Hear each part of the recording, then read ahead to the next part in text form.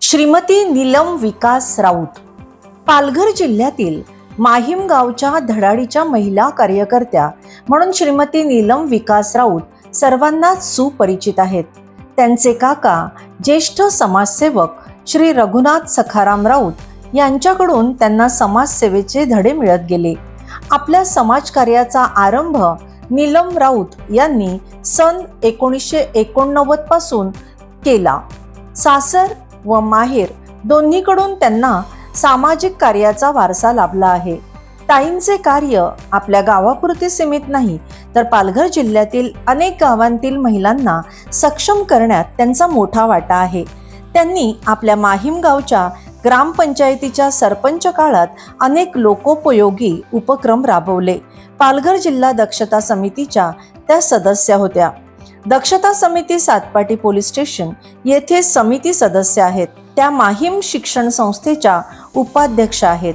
मंदाकिनी नरेंद्र पाटील प्राथमिक विद्यालयाच्या समिती अध्यक्षा, भुवनेश कीर्तने विद्यालयाच्या त्या माजी विद्यार्थी संघाच्या अध्यक्ष म्हणून विविध उपक्रम त्यांनी राबवले.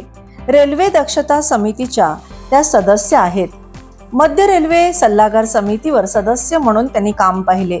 माहीम विविध कार्यकारी सहकारी संस्थेच्या त्या संचालिका, तर सोमवंशी पाठारे क्षत्रिय संघ ट्रस्टच्या त्या उपाध्यक्षा, तसेच माहीम ओंकार महिला मंडळाच्या माजी अध्यक्षा म्हणून त्यांनी कार्यभार सांभाळला.